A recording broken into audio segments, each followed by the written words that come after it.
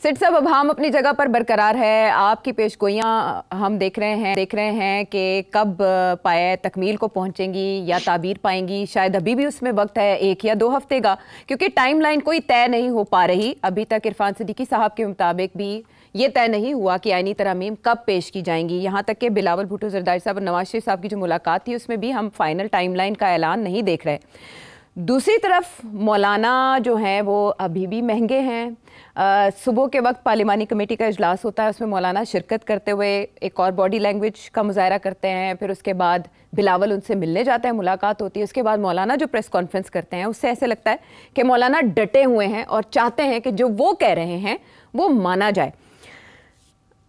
एक बड़ी पेशरफ्त आज के दिन की ये थी कि जो पटारी में मुख्तलिफ मुसव्विदों की पर्चियां घूम रही थी, उनमें से एक पर्ची तो आ गई है सामने, और वो है पीपल्स पार्टी का अमेंडमेंट के हवाले से मुसव्विदा। मौलाना ने भी इस पर इजहार ख्याल किया और उन्होंने कहा कि आज जनाब हमें पहली बार पता चला है कि मुसव्विदे में क्या है। मौलाना क्या फरमा रहे थे, उन्हीं की जुबानी सुनते हैं। आज कुछ हुकूमत की तरफ से कॉपियां तकसीम की गई। आज हम उस पर बातचीत का आगाज कर रहे हैं। हमारे मौक़िफ़ को अवाम में पजीराई मिली है। पब्लिक ने भी हुकूमती मुसव्वदे का तो तसव्वुर है, उस तसव्वुर ही को मुस्तरद कर दिया। हम ये भी तजवीज़ कर रहे हैं 19वीं तरमीम को ख़त्म किया जाए। आईनी अदालत हो या आईनी बेंच हो, ये दोनों एक दूसरे के मुतबादल हो सकते हैं और इसमें अगर हमारा तनाज़ा ख़त्म हो सकता है तो ये इतना बड़ा इशू नहीं है। दूसरी तरफ बैरिस्टर गौहर जो पीटीआई को रिप्रेजेंट कर रहे थे, उनका ये कहना है कि तजावीज़ दी गई है इस मीटिंग में, कोई ड्राफ्ट सामने नहीं आया। जबकि मौलाना ये कह रहे हैं कि ड्राफ्ट शेयर किया गया है। आज़म नज़ीर तारड़ साहब भी यही कह रहे हैं कि सबके सामने जो है वो तजावीज़ रखी गई हैं और ड्राफ्ट भी शेयर किया गया और JUI से कहा गया है कि वो भी अपना ड्राफ्ट शेयर करें, तो शायद वो कल आए सामने। अब सिचुएशन ये है सेठी साहब कि बिलावल भुट्टो जरदारी साहब जो फ्रंट से लीड कर रहे हैं आईनी तरमीम के इस मिशन को, वो एक तरफ इतने कॉन्फिडेंस से बात करते हैं कि 2/3 अक्सरियत भी हमारे पास है, ज़मीर पे वोट लेने का ऑप्शन भी मौजूद है। ऐसे लगता है जैसे हाथी निकल गया, सिर्फ दुम बाकी है। जब मौलाना आते हैं स्क्रीन पर तो ऐसे लगता है कि मैच तो वहीं फंसा है। मैं आपसे ये जानना चाहूँगी कि कब तक ये जो डेडलॉक का इम्प्रेशन है ये ख़त्म हो जाएगा? आयशा, आपको याद होना चाहिए कि मैंने इसके बारे में भी तबसरा किया था। मैंने कहा था आखिरी वक्त तक ये सिलसिला चलेगा।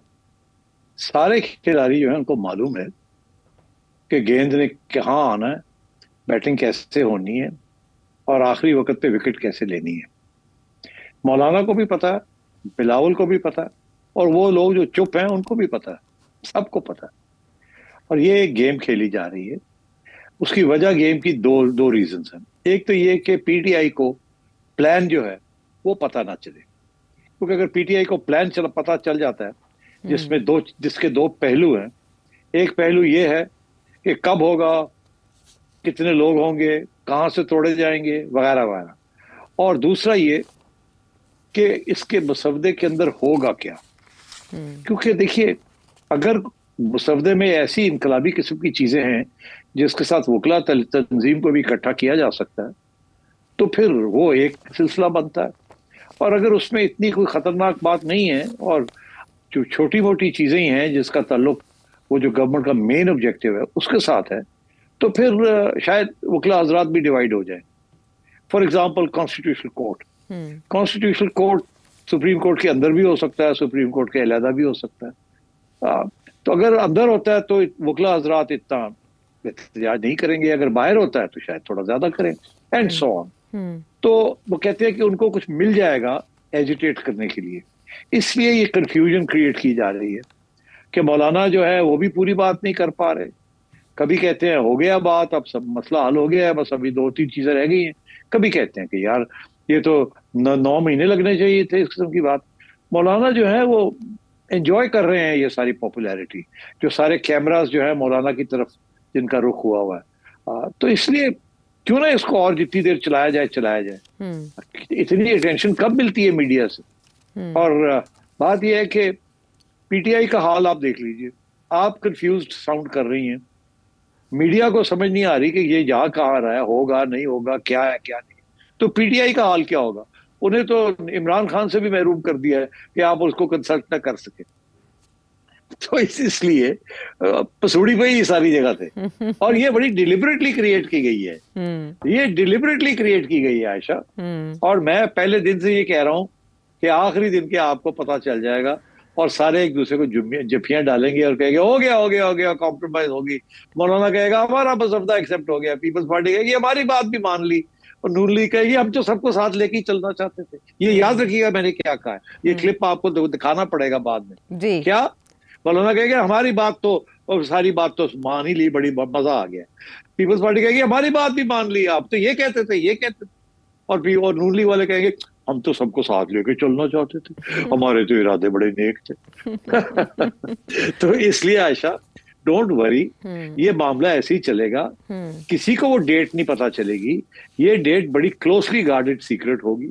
और एक्चुअल मसवदा जो है, इसीलिए 3-4 चला रहे हैं ना वो, एक मौलाना का चल रहा है, एक पीपल्स पार्टी ने अपना आज एक पेशकदमी कर दी है, और नून लीग वाले अपना लेके बैठे हुए हैं अभी भी, और बातें चल रही हैं, हर एंकर लगा हुआ है ओ इसमें ये है उसमें ये है, और हर किस्म के फेक किस्म के ड्राफ्ट्स फ्लोट हो रहे हैं। दरअसल याद रखिएगा एक मकसद है, इस सारी गेम का एक मकसद है कि जो सियासत आ गई है अदलिया के अंदर उसको निकाल दिया जाए। तो इसलिए उसको जड़ से निकाल दिया जाए, वो आगे तंग ना कर सके। और इसलिए जो भी चीजें होंगी, फॉर एग्जाम्पल ये पीपल्स पार्टी का जो मसवदा है, इसमें क्या है, कुछ भी नहीं है। इसमें यह है कि कॉन्स्टिट्यूशनल कोर्ट जब बनेगा तो वो जो सारे क्लॉजेस हैं आइन के अंदर जिसका तल्लक सुप्रीम कोर्ट के साथ है, उनको अमेंड करना पड़ेगा ना, बिकॉज अब एक सुप्रीम कोर्ट के कुछ पावर्स रह जाएंगे, कुछ पावर्स तब्दील हो जाएंगे टू द कॉन्स्टिट्यूशनल कोर्ट। तो वो इसी चीजों की हो रही है, और उसमें कुछ नहीं है। वो जो 2 सफ़े का ड्राफ्ट आपने मुझे भेजा है, उसमें और कुछ भी नहीं है। ये क्लॉज को अमेंड करना है, इसको अमेंड करना है, कोई इसमें कानूनी तौर पर सिर्फ यही है कि ये अब उधर चला जाएगा और ये इधर ही रह जाएगा, एंड सो ऑन। तो मेरा ख्याल है कि आप इसके ऊपर स्पेकुलेट करना भी कोई खास अहमियत नहीं रखता कि कल हो जाएगा, परसों हो जाएगा, तरसों हो जाएगा। एक बात मैं कहूंगा जी, 25 से पहले होगा। अच्छा। और जब होगा तो आपको शॉर्ट नोटिस मिलेगा, 2-3 दिन का नोटिस नहीं मिलेगा। ओके। नोटिस आपको 12 घंटे का मिलेगा, 14 घंटे का नोटिस मिलेगा कि ओ जी कल हो गया, आगे बुला लिया बुला लिया। उसकी वजह वो नहीं चाहेंगे कि पीटीआई को मौका मिले कि वो डी चौक पे पहुंचे, सीधी सी बात है। अच्छा। अगर उनको 24 घंटे मिल गए तो वो ऑर्गेनाइज करके पहुंच जाएंगे, लड़ाई झगड़े शुरू हो जाएंगे, और वो किसी न किसी के कवर के अंदर एक किसी को छतरी लै लैणगे। छतरी जी ना पीपल्स पार्टी की बारिश पीटीआई की बारिश को दूर रखने वास्ते छतरी लैके ते जल्दी नाल जाके काम कर ले। तो जो आपकी बातों से मैं समझ पाई हूँ वो ये कि ये जो 2 सफ़ात पर मुश्तमिल एक मुसवदा पीपल्स पार्टी का है, ये भी फाइनल नहीं है, ये भी मजीद तब्दीली के साथ सामने आ सकता है, इसमें भी कुछ शामिल किया जा सकता है। इसमें सिर्फ एक प्रपोजल है कि एक अलग कॉन्स्टिट्यूशनल कोर्ट हो, बस। ओके। और कुछ भी नहीं है इसमें। बुनियादी हकूक के हवाले से मिलिट्री कोर्ट के बारे में इसमें हमें दिखाई नहीं दे रहा, कुछ भी नहीं है। वो मौलाना के मसवदे में शायद आपको नजर आए। और मैंने कल भी ये कहा था कि जरूरी नहीं है कि सारा कुछ एक ही दिन हो जाए, शायद कुछ चीजें पहले हो जाएं और शायद कुछ चीजें बाद में हो जाएं। ठीक, आपने कहा मरहलावार हो सकता है, लेकिन अभी फौरी तौर पे इस वक्त एक बहुत चीज अहम है, वो ये है कि 25 तारीख को मंसूर अली शाह अगर chief justice of supreme court रहते हैं तो उनके पास पावर ना हो कॉन्स्टिट्यूशनल मैटर्स को लीड करने में।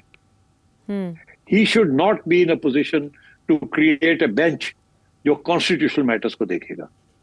और बेंच हो वो भी हो सकते हैं, मगर उनके पास ये पावर नहीं होनी चाहिए किसको हैंड पिक करके वो उसके अंदर डाले हो, या कोई असूल नहीं होना चाहिए, क्योंकि असूलों के साथ भी गड़बड़ हो जाती है ना। तो इसलिए ये ना सीनियर मोस्ट वगैरह, ये मैंने कल भी कहा था जी, कोई ऐसी बात नहीं होनी। वो ठीक है, बैलेंस रखा जाएगा ताकि सियासत जो है उसको कॉन्स्टिट्यूशनल मैटर से दूर रखा जाए। ठीक।